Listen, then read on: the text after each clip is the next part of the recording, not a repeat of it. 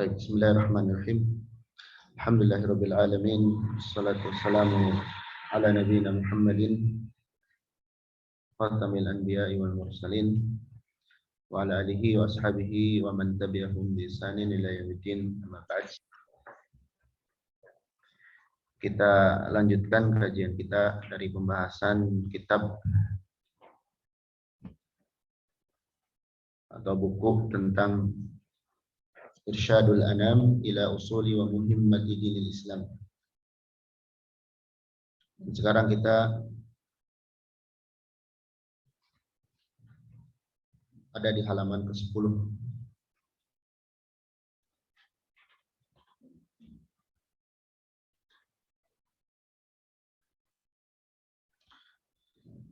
Halaman 10, soal nomor 4.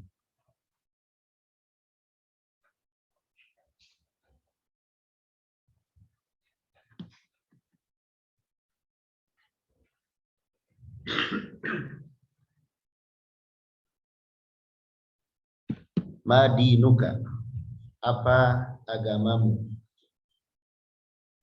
Kemarin di soal-soal berikutnya, sebelumnya tentang Rabb, ya, tentang Allah Subhanahu wa taala.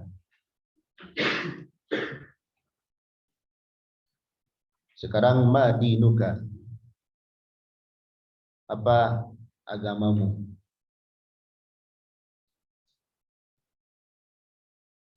Maka jawabannya dini al-Islamu. Agamaku adalah Islam.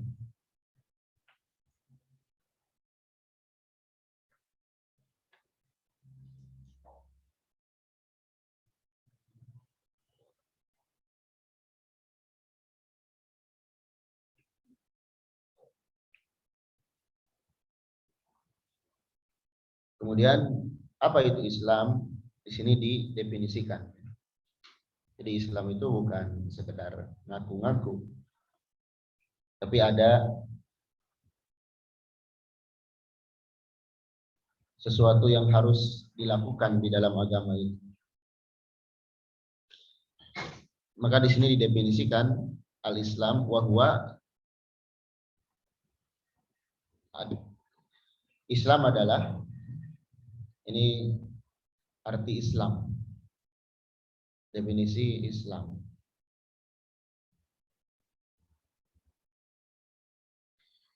Al-istislamu bit-tauhidi. Al-istislamu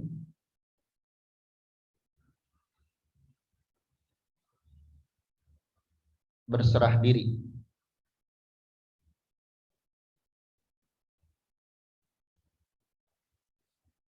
Lillahi, kepada Allah, bit-tauhidi, dengan tauhid.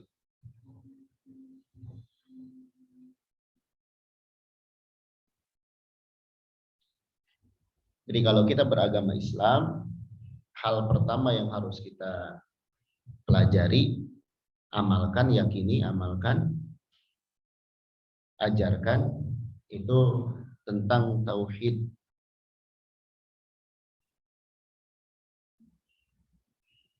Tentang keyakinan kepada Allah Subhanahu wa taala, tentang keimanan.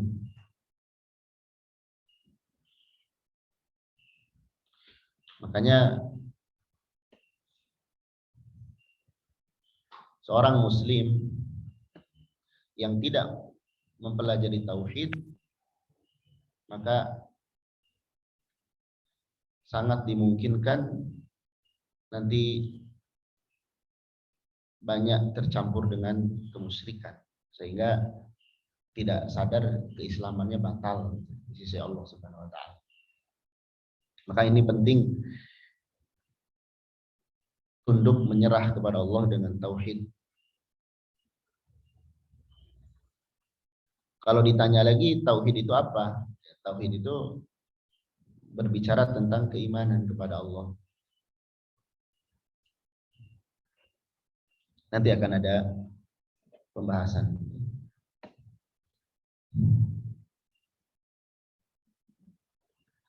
Wal inqiyadu lahu bit ta'at.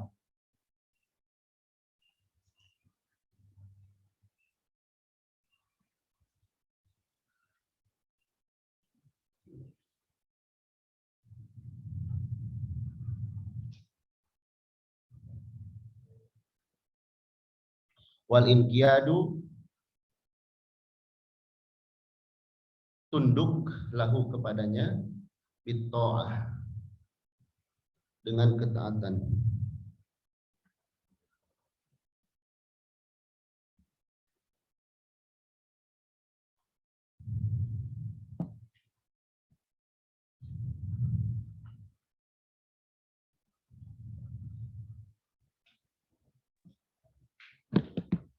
Jadi Islam itu mau diatur oleh Allah Subhanahu wa taala. Ya.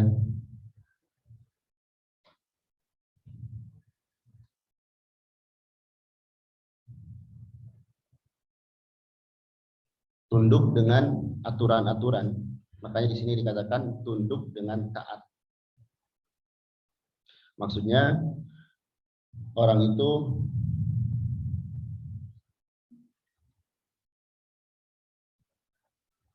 ketika ada aturan di dalam Islam, ada syariat-syariat, dia tunduk patuh. Tidak banyak nanya, tidak ada berat.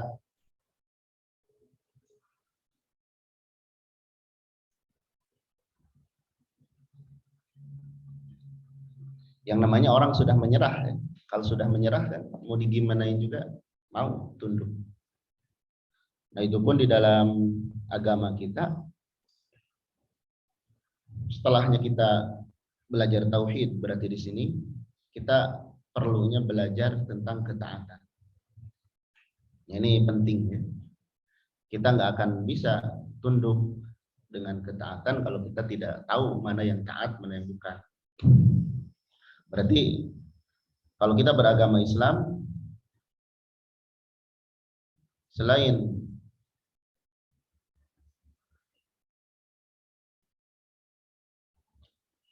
kita tunduk dengan tauhid, juga melakukan ketaatan. Ya.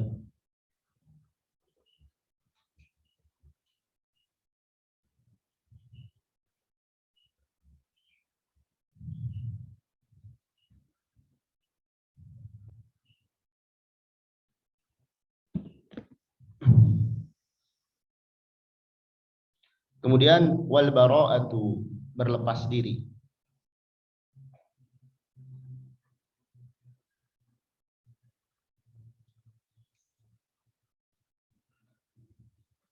Minasyirki wa ahlihi,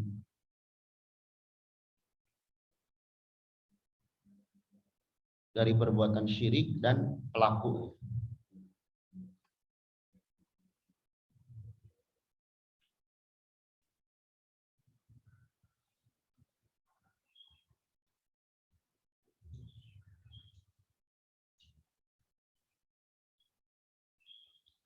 Jadi tadi taat, nah sekarang berlepas diri. Berlepas diri itu menjauhi, menghindari, tidak ikut-ikutan, tidak suka terhadap kesyirikan dan para pelakunya.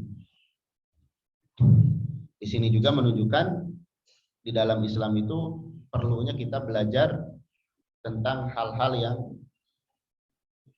lawan dari taat, berarti maksiat. Ya. Dan di sini disebutkan maksiat yang paling besar yaitu syirik.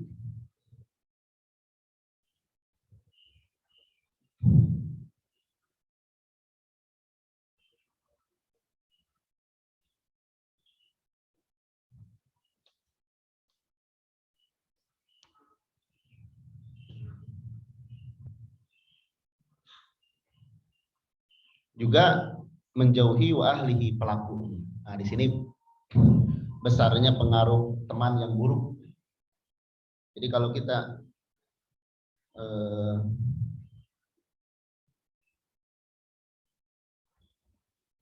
ingin agama kita benar, pilihlah teman-teman yang benar dan jauhi teman-teman yang jelek.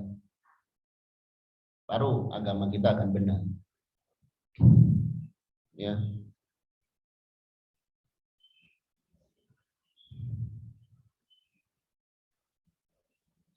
Di sini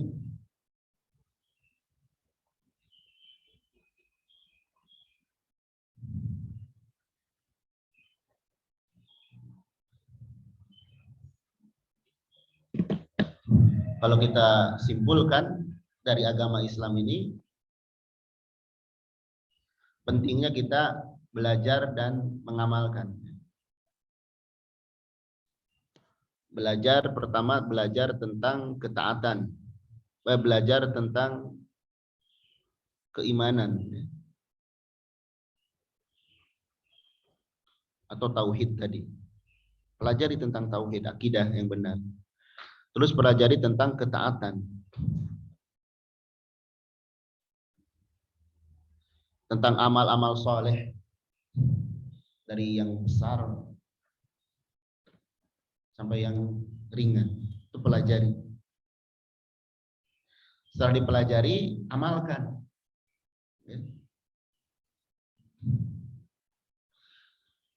Kemudian belajar tentang keburukan.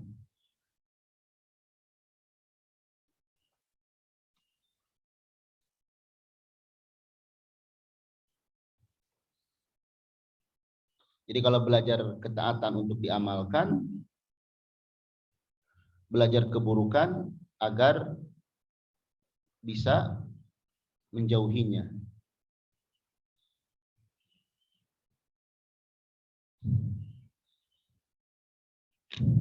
Agar bisa menjauhinya.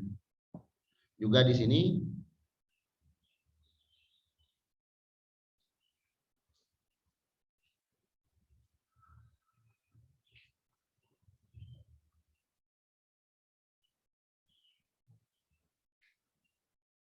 ada tambahan juga, yakni menjauhi orang-orang yang jelek, yang berbuat keburukan. Baru Islam kita akan sempurna.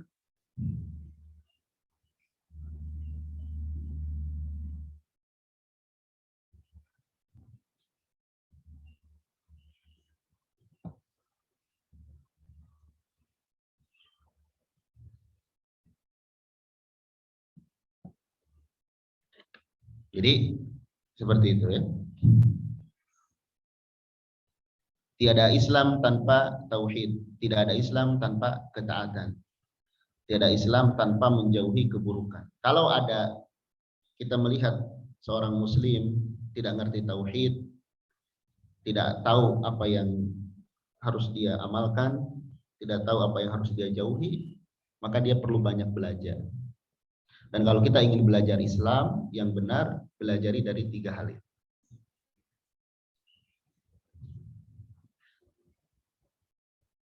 Bukan belajar yang lain-lain dulu. Jelas ya, itu definisi Islam. Jadi Islam itu bukan, apa itu Islam? Islam itu selamat, titik. Nah, itu nggak cukup. Islam itu di dalamnya ada tauhid, di dalamnya ada ketaatan, di dalamnya ada keburukan yang harus dijauhi.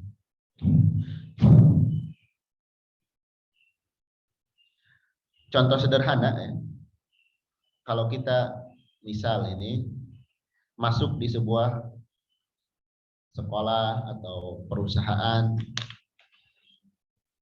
kita misalnya diperintahkan harus pakai seragam warna ini, masuk jam sekian, nggak boleh ini, harus itu. Kita biasanya lebih mudah untuk patuh ya, karena takut dihukum, takut dipecat. Nah begitupun dalam beragama, Allah Subhanahu wa taala sudah menetapkan aturan-aturan, harus ini, jangan itu. Kalau kita beragama Islam ya tunduk dengan apa-apa yang Allah tetapkan itu. Jangan kemudian saya mah nggak suka hal itu. Saya mah maunya gini, ya. Ingat di dalam ayat Al-Qur'an kita hafal ayatnya semuanya, ya. Ketika Allah menjelaskan tentang di surah Al-Lail, ya.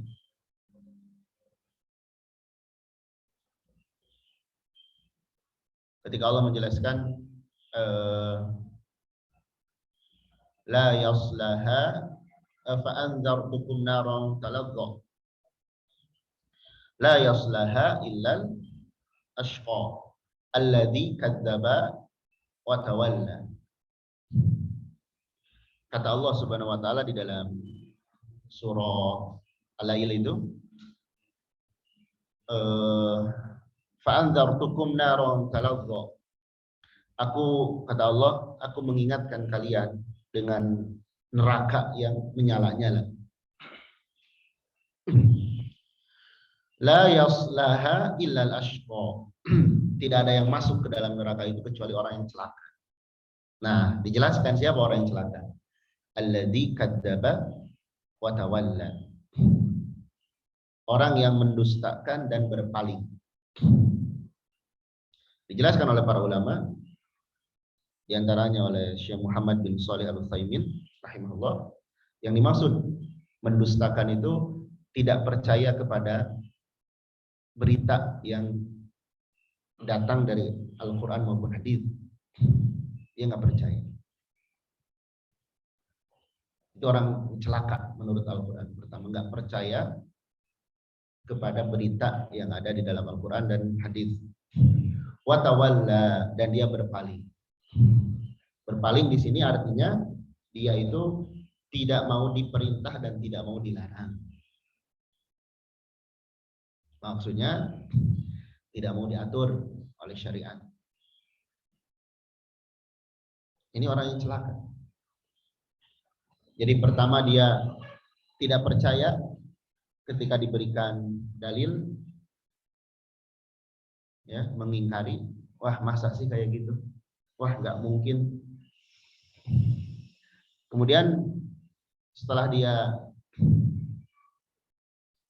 tidak percaya kepada dalil, dia ya bagaimana mungkin mengamalkan kalau sudah nggak percaya. Akhirnya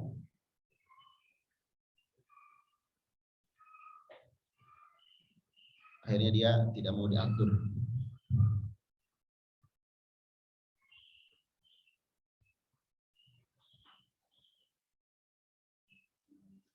Baik.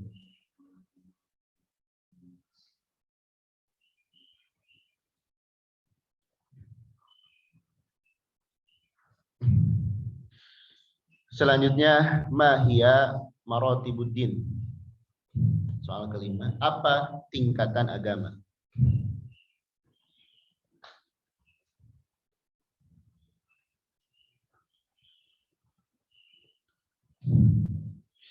Jadi agama itu bertingkat-tingkat.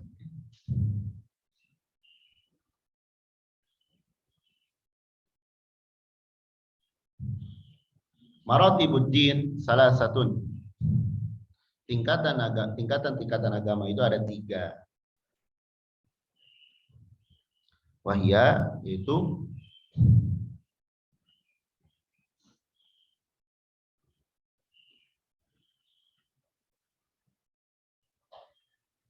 al-islamu Islam, al-iman iman, al-ihsanu ihsan.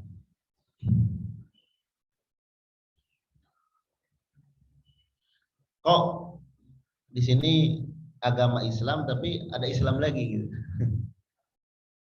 Perhatikan baik-baik. Kalau di dalam suatu hadis atau ayat disebutkan berbarengan kata Islam, iman, dan ihsan, maka itu memiliki arti yang beda. Maksud Islam misalkan disebutkan secara berbarengan. Berarti Islam itu artinya rukun-rukun Islam, amalan zahir. Amalan zahir. Amalan yang nampak. Itu kalau disebutkan secara bersamaan. Iman yang dimaksud amalan batin. Rukun-rukun iman. Dan ihsan yang dimaksud adalah penyempurna semua itu.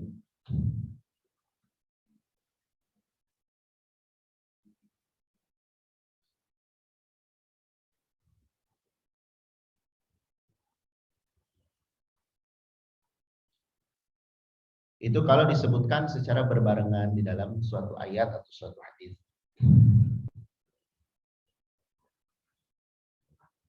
Adapun jika disebutkan secara terpisah, disebutkan kata Islam, maka itu sudah mencakup semua. Begitupun kalau disebutkan secara tunggal tentang iman, itu sudah mencakup segala.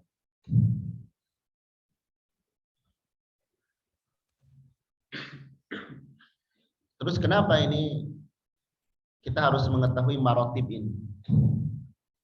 Agar kita yang beragama Islam ini dalam meniti jalan di dalam agama ini jelas arahnya. Jadi kita kalau ingin beragama yang baik, misalnya pelajari 3 poin ini dengan detail. Orang banyak juga yang nggak tahu 3 hal. Islam, misalkan rukun Islam, so dari mulai syahadat, itu panjang pembahasan syahadat, sholat, sampai para ulama bikin buku khusus tentang sholat itu berapa jilid. Zakat, itu hal-hal yang rumit. Saum, haji. Nah ini pelajari dulu. Baru belajar yang lain-lain. Makanya di dalam fikih, di dalam syariat Islam, bab jihad itu disimpan oleh para ulama di bab akhir. Ya. Bab jihad, maksudnya jihad di sini itu apa? Kalau diperintahkan untuk berperang, disimpan di bab akhir pembahasan fikih. Dijelaskan oleh para ulama, kenapa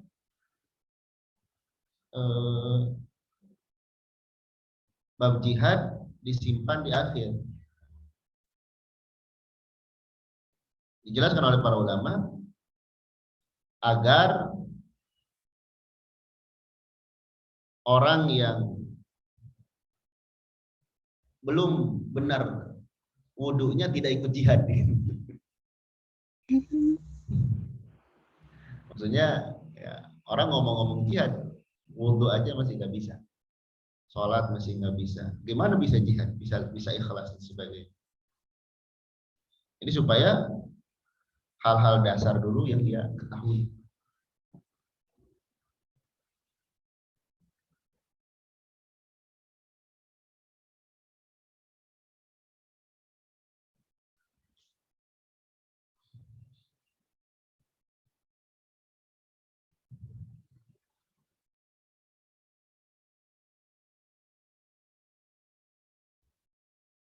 Makanya hati-hati kalau belajar agama udah ngebahas tentang hal itu salah. Ciri belajar agama yang keliru kalau kita belajar agama langsung dengan perkara itu perkara puncak. Belajar agama ya ini dulu, bagaimana kita rukun Islam kita benar, paham dan bisa mengamalkannya. Bagaimana rukun iman juga kita benar dan bisa mengamalkannya.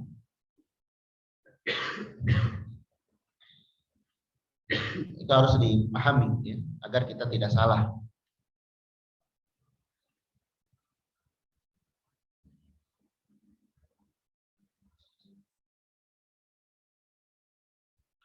Kemudian soal yang keenam, man nabiyyuka? Siapa nabimu? Ini pertanyaannya mudah ya. Kemarin siapa Robmu? Allah, mudah jawabannya. Tapi kalau kita tidak beribadah kepada Allah, nanti di alam kubur nggak bisa jawab itu. Siapa Robmu? Dia nggak akan bisa jawab.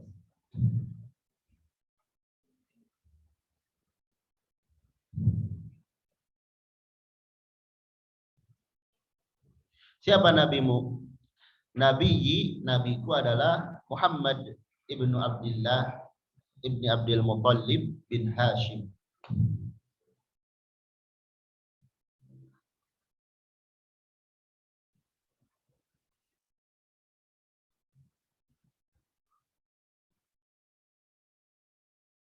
Muhammad bin Abdullah bin Abdul Muttalib bin Hashim. Wa Hashimun min Quraisy. Hashim itu dari kabilah Quraisy.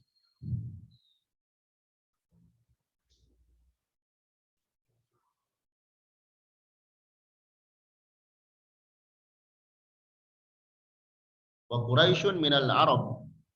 Dan Quraisy itu dari bangsa Arab.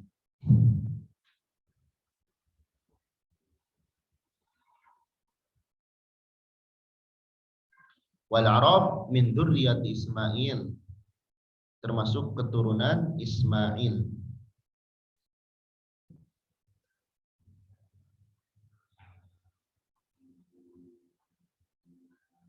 Bin Ibrahim Al-Khalil. Sang kekasih Allah. Nabi Ibrahim itu disebut Khalilur Rahman, Khalilullah. Alaihi wa ala nabiyina afdhalus salati wassalam.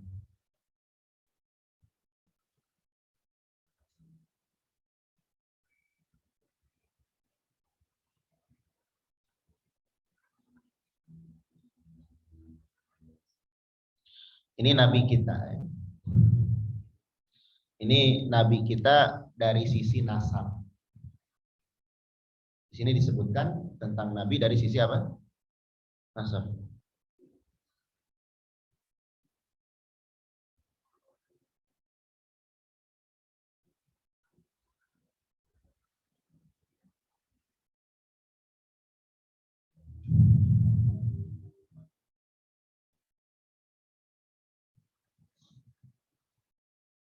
Tentu tidak hanya ini ya, yang harus kita tahu dari nabi kita. Cuman paling tidak nabi kita siapa? Muhammad bin Abdullah bin Abdul Muttalib bin Hashim. Di sini menunjukkan penting kita mempelajari sejarah.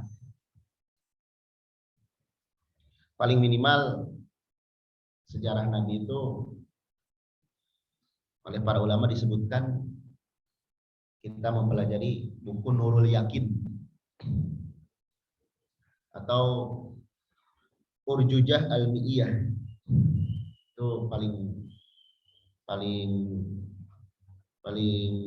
minimal. Apakah cukup kita mengenal nabi kita hanya namanya saja? Tentu tidak. Inti dari mengenal nabi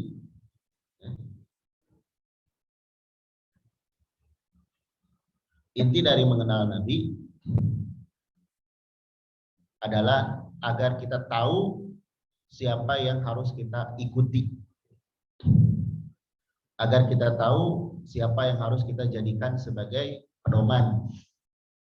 Agar tahu siapa yang harus kita jadikan suri tauladan. Itu intinya. Bukan kenal nabi itu betul secara nasab itu manusia terbaik. Secara fisik terindah, akhlak dan lain sebagainya. Tapi intinya mengenal nabi itu kita menjadikan nabi kita sebagai suri tauladan kita dalam semua kehidupan, baik dalam keimanan, dalam beragama, dalam berakhlak, dalam bersosial, semuanya. Karena apa? Sebagian orang terhadap Nabi itu hanya sebatas memuja saja. Betul, memuji Nabi itu dapat pahala, ya. Bersolawat itu dapat pahala, besar pahalanya, dan dianjurkan. Tapi yang paling inti dari mengenal Nabi itu, bagaimana kita menjadikan beliau sebagai panutan.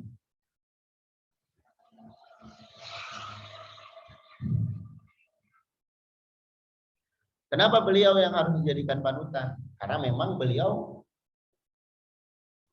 sudah diberikan hak oleh Allah, sudah diutus, sudah diberikan kewenangan untuk membuat syariat, menyampaikan syariat. Kalau manusia mah nggak bisa. Misalkan ada orang kiai atau ustadz atau syekh yang membuat syariat baru, harus gini, jangan gitu.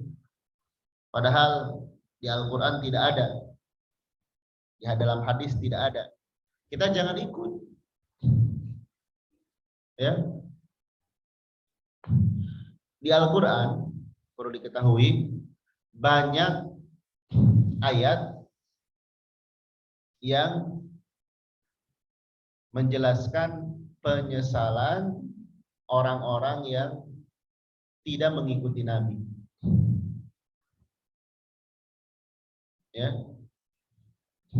Yang paling dekat di dalam surah Al-Baqarah, misalkan, idz tabarra'a alladziina tubi'u minal ladziina taba'u. Jadi nanti orang-orang para pengikut itu berlepas diri.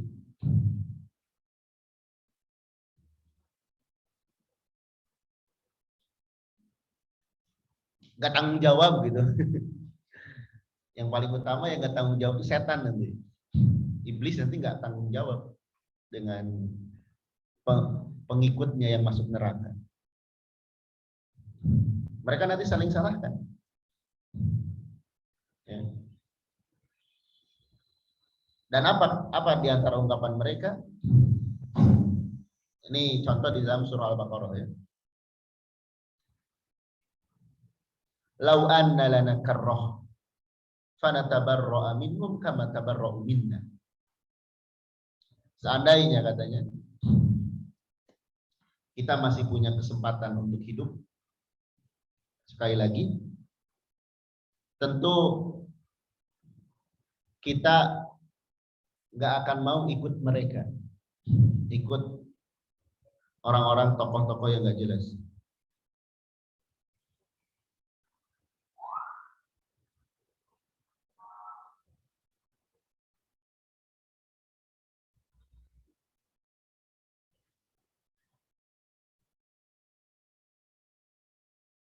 Ya.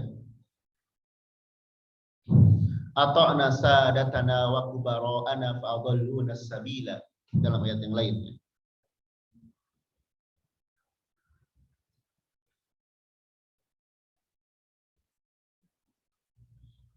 Ya. Menyesal kenapa dulu nggak ikut Nabi, kenapa ikut tokoh-tokoh yang nggak jelas. Di sini intinya itu, kita kenal kepada Nabi. Ya. Makanya nanti di akhirat kan nanti Nabi itu punya telaga, ada telaga Nabi, Al-Haud. Telaga Nabi itu dimasuki oleh semua orang.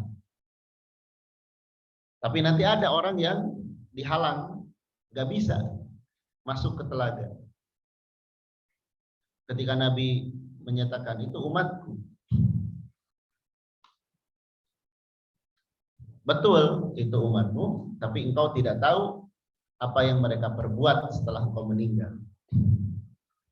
Yakni orang-orang ini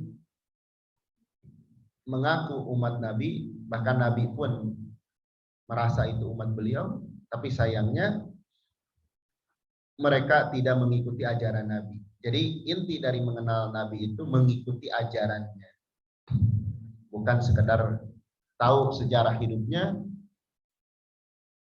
memujinya, tapi kita mengikuti ajaran. Dan nggak mungkin kita mengikuti ajaran Nabi kalau nggak belajar. Lagi-lagi ilmu itu sangat penting ya. Kata para ulama, al-ilmu imamul amal. Ilmu itu pemimpinnya amal. Jadi nggak mungkin kita bisa beramal benar kalau nggak punya ilmu.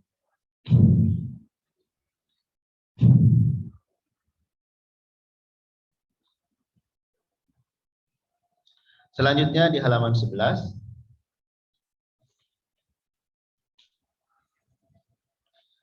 Babu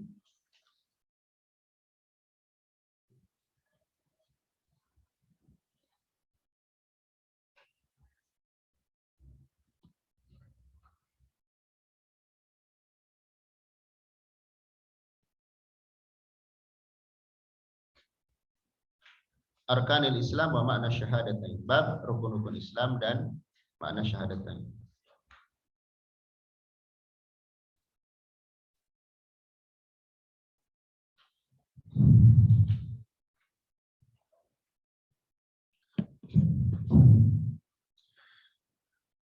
Mahi arkanul Islam, apa rukun? Apa yang dimaksud dengan rukun-rukun Islam? Ini pertanyaan mudah ya. Anak TK pun bisa. Tapi dalam pengamalannya ini susah. Dan ini bisa ilmu baru bagi mu'alaf.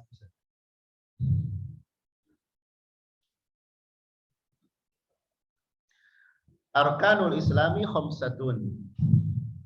Rukun Islam itu ada 5. Dari mana ini tahunya rukun Islam itu ada 5? Itu dari hadis Jibril. Ketika Nabi ditanya tentang Islam, maka ini jawabannya. Kemudian apa yang dimaksud dengan rukun? Rukun itu yang menegakkan sesuatu. Yang sesuatu itu tidak akan ada kecuali dengannya.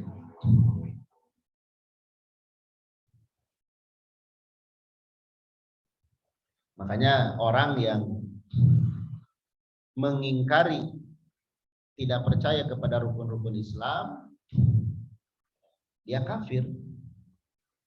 Misalnya ada orang yang berkata, sholat itu nggak wajib, zakat itu nggak wajib, saum itu nggak wajib, haji itu nggak wajib. Orang yang berkata demikian, dia sudah keluar dari Islam. Ya. Jadi rukun Islam itu ada 5. Apa 5 itu? Syahadatu alla ilaha illallah wa anna Muhammadan Rasulullah. Persaksian bahwasanya tidak ada ilah kecuali Allah. Dan bahwasanya Muhammad merupakan utusan Allah.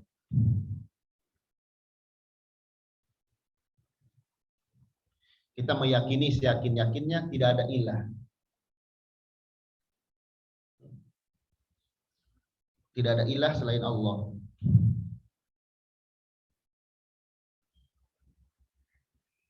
Tidak ada yang disembah selain Allah.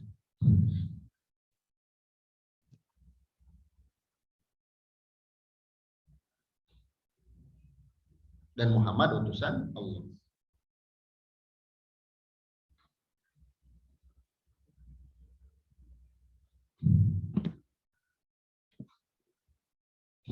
Iqamus shalah, mendirikan salat.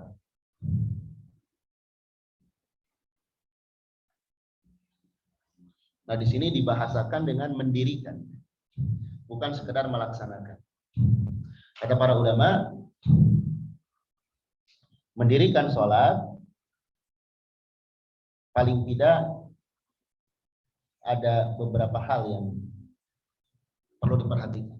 Pertama, terpenuhi syarat rukunnya, dan yang kedua dilaksanakan dengan khusyuk.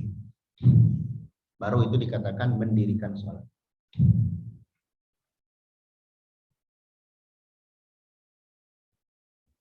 Jadi kalau bukan asal sholat. Jadi mendirikan sholat itu manakala rukun dan syaratnya dipenuhi, juga di dalam melaksanakannya khusyuk. Bahkan para ulama menulis kalau tentang rukun dan syarat itu banyak kitab. Sebagian ulama menulis buku tentang kiat-kiat khusyuk dalam sholat. Sampai tebal itu. Bagaimana agar sholat itu bisa khusyuk. Bahkan belakangan ada sebagian dai-dai yang atau para penceramah yang mengadakan pelatihan sholat khusyuk. Iya, nggak masalah itu. Kalau isinya benar, supaya sholat kita bisa khusyuk, trik-triknya boleh kita pelajari. Hanya dalam Al-Quran Allah sudah sebutkan. Wasta'inu bis sabri wassalah wa innaha lakabirah illa 'alal khashiyin. Berat, sabar dan sholat itu berat. Kecuali oleh orang-orang yang khusyuk. Gimana cara khusyuk atau siapa orang yang khusyuk itu? Disebutkan di ayat berikutnya. Alladzina yadhunnuna annahum mulaqu rabbihim wa annahum ilaihi raji'un. Orang yang yakin dia akan berjumpa dengan Allah, dan orang yang yakin hanya kepada Allah dia akan kembali. Dari sini sudah kita bisa ambil pelajaran kalau cara khusyuk itu kita ingat kita sedang berhadapan dengan pencipta kita. Sebagaimana di dunia kita berhadapan dengan orang yang luar biasa, seperti orang yang punya jabatan misalkan. Kita akan fokus. Terus ingat ya, kita nanti akan mati, dan yang pertama kali ditanya ketika mati itu sholat. Sehingga dalam sholat kita bisa menghadirkan hati kita.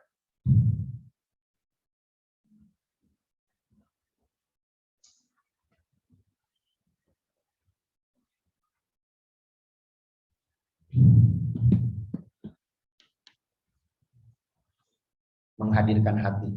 Kita merasa diri sedang berhadapan dengan Allah. Khusyuk itu bukan berarti kalau ada suara letusan nggak kedengar. Itu bukan khusyuk, ngelamun namanya. Iya. Kemudian ita'uz zakat, membayar zakat.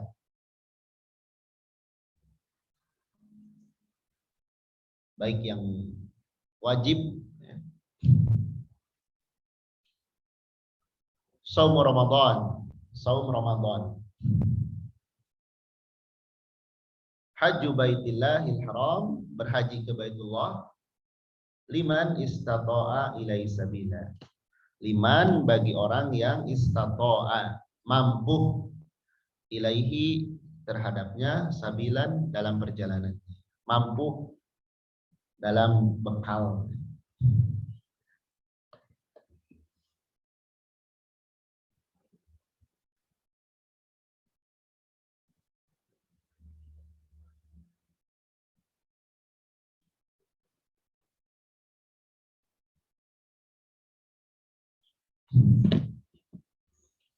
Ini rukun Islam. Dan dari semua rukun Islam ini, hampir di semua rukunnya itu ada kemurahan dari Allah. Ada rukhsah. Coba sholat misalkan, Kalau nggak mampu berdiri, dia duduk. Kalau nggak ada air, boleh diganti dengan tayamum.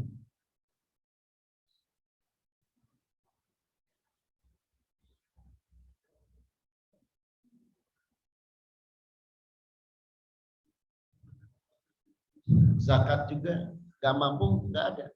Saum Ramadan bisa buka, ada kodok. Apalagi haji, kalau belum mampu ya nggak berangkat. Ini kemurahan dari Allah Subhanahu Wa Taala.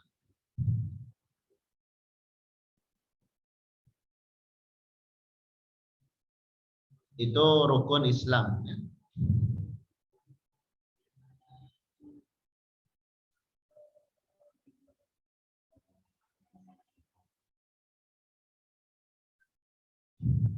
Kemudian makna syahadah alla ilaha illallah wa mad dalil.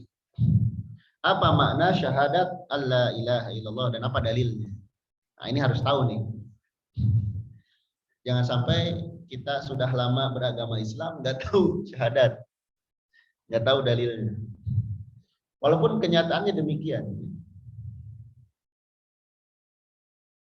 Banyak manusia yang nggak tahu tentang makna syahadat.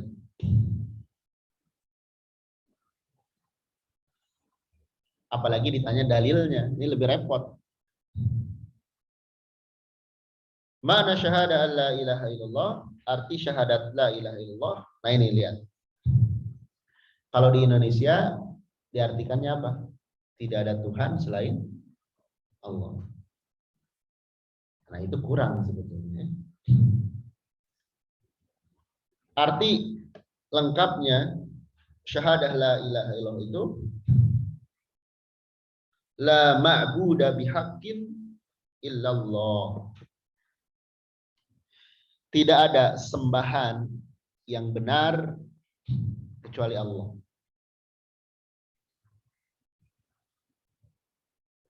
Jadi la ilaha illallah itu tidak ada yang berhak disembah kecuali Allah. Maksudnya apa? Pertama, kita yakini Allah itu harus disembah. Satu-satunya zat yang harus disembah, diibadahi,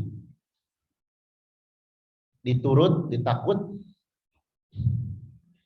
Terus kita menganggap semua yang disembah selain Allah, apapun bentuknya, itu adalah apa? Salah. Jangan sampai kita berkeyakinan ya nggak apa-apa menyembah selain Allah juga.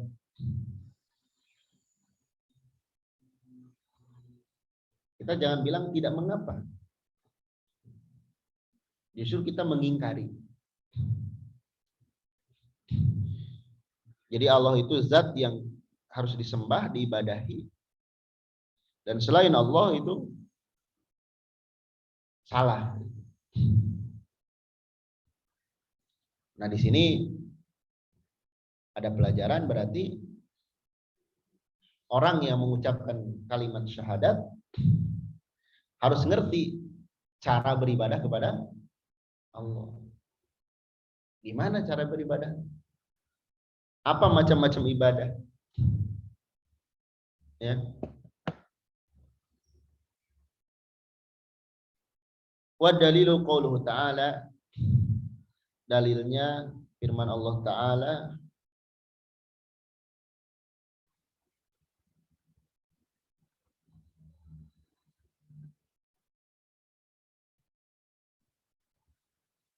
dzalika bi anna Allah,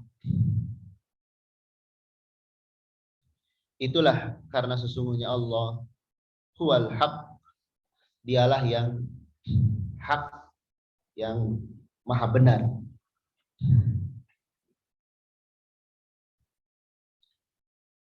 Wa anna ma yad'una min duni, dan bahwasanya apa-apa yang disembah selain Allah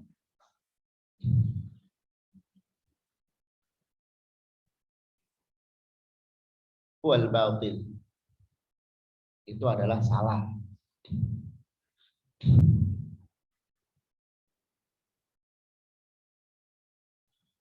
Jadi Allah itu yang benar dan selain Allah itu salah.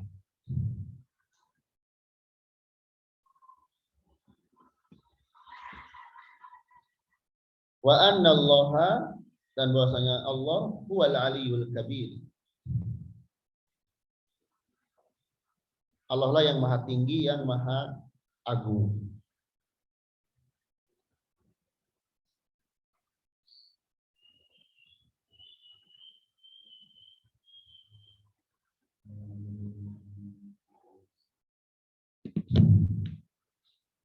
Nah, ini dalil tentang la ilaha illallah.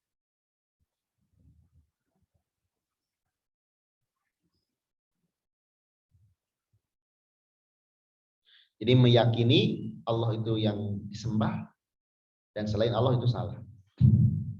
Baik itu patung, pohon, batu, langit, matahari, laut, bulan. Makanya nggak boleh kita percaya pada dewa, kepada makhluk-makhluk penunggu dan sebagainya.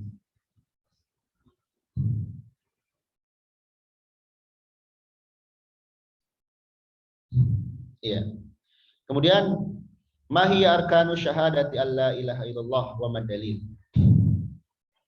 Apa rukun dari syahadat la ilaha illallah dan dalilnya?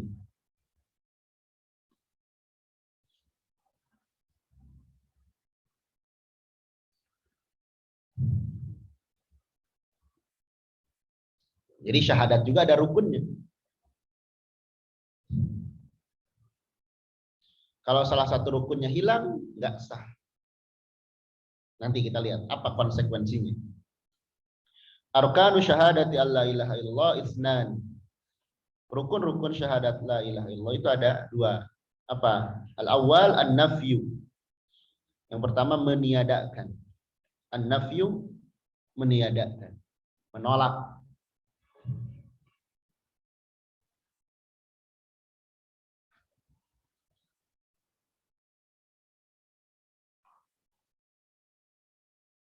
Wahwa qaulu la ilaha, yaitu ungkapan la ilaha. Tidak ada ilah. Maksudnya apa? Kita menolak semua yang disembah selain Allah. Nggak percaya.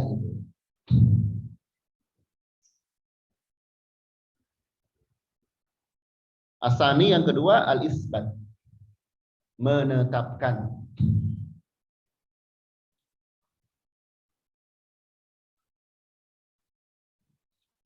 Menetapkan apa? Huwa qaulu illallah. Menetapkan hanya Allah lah yang berhak disembah.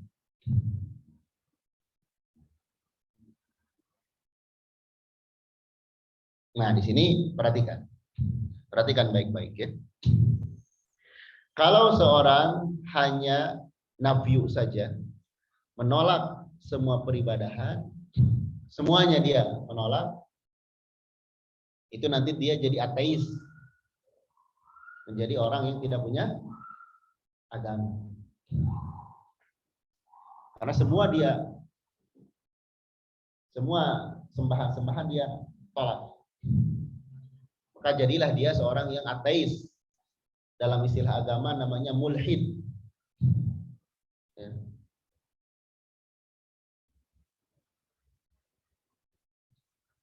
Kemudian jika dia hanya menetapkan Allah sebagai sembahan, tapi tidak menolak sembahan yang lain, dia musyrik. Misalkan dia menyembah kepada Allah, tapi selain Allah dia tidak tolak. Jadi kepada Allah nyembah, kepada selain Allah juga nyembah. Itu musyrik. Jadi kalau orang nafi saja, dia ateis. Kalau isbat saja, kemungkinan dia kalau hanya ibadah kepada Allah, tidak menolak ibadah selain Allah, dia akan menjadi musyrik. Yang benar adalah selain Allah dia tolak dan menetapkan hanya Allah saja. Nah, itu orang yang tauhid.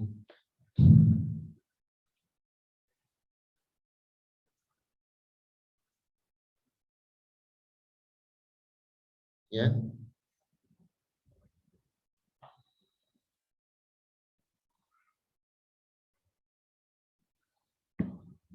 Dalilnya apa? Dalilnya firman Allah, "Faman yakfur bit-taghut", barang siapa yang ingkar kepada tagut. Tagut itu segala sesuatu yang disembah selain Allah. Itu tagut ya. Jadi segala sesuatu yang diibadahi selain Allah, itu tagut namanya.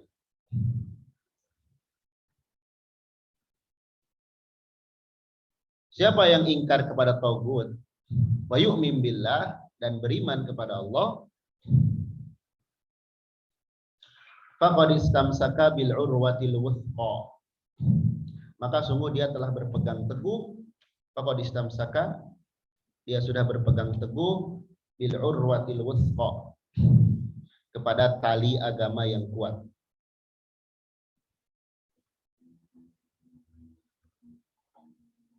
Ya. Jadi agama Islam itu kita dikatakan sebagai orang yang benar dalam beragama ketika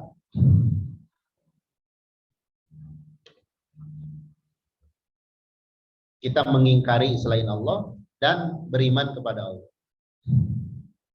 Jangan sampai kepada Allah beriman, tapi selain Allah percaya juga. Nah, ini beragamanya nggak benar kalau kayak gitu. Harus selain Allah dia nggak percaya. Nggak percaya ada kekuatan selain Allah. Dan harus iman kepada Allah. Dari mana sisi pendalilannya? Fama yakfur bit-taghut,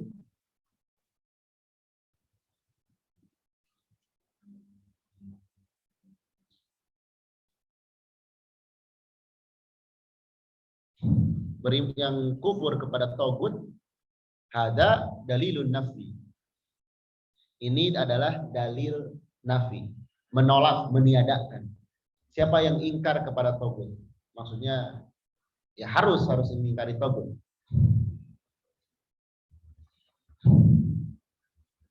Wa qauluhu wa yu'min billah, beriman kepada Allah, hada dalilul isbat.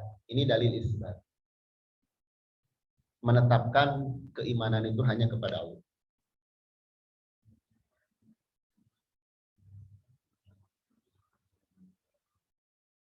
Jadi rukun la ilaha illallah itu dua. Nafi dan isbat. Nafi menolak, meniadakan, tidak percaya segala sesuatu selain Allah. Isbat menetapkan hanya Allah semata. Ya.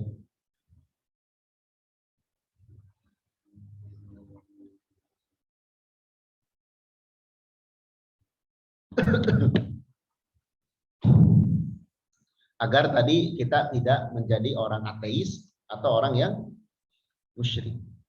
Kalau hanya menolak, tidak percaya kepada sembahan, ya berarti ateis dia. Kalau menyembah kepada Allah, tapi kepada selain Allah juga percaya, dia musyrik.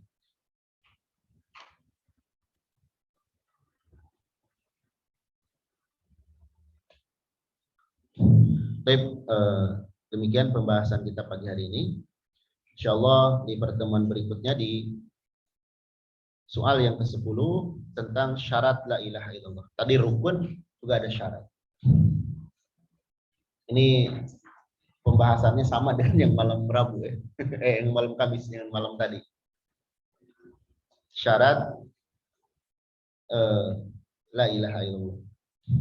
Maksudnya orang mengucapkan la ilaha illallah itu tidak otomatis dia langsung benar.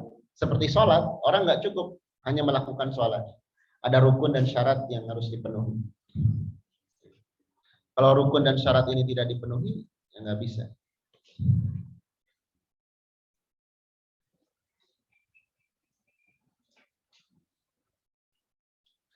Tapi demikian, yang dari Zoom, barangkali ada pertanyaan, silakan. Silahkan Umahat, bagi yang ingin bertanya, silahkan langsung open mic.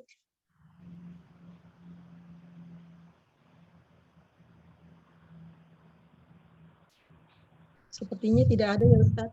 Bisa langsung ditutup. Kalau tidak ada, kita cukupkan. Subhanakallahumma bihamdik. Asyhadu an la ilaha illa anta astaghfiruka wa atubu ilaik. Assalamualaikum warahmatullahi wabarakatuh. Waalaikumsalam warahmatullahi wabarakatuh. Baik, barakallahu fiik.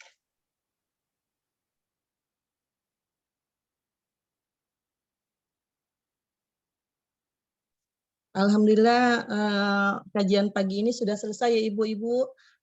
Silakan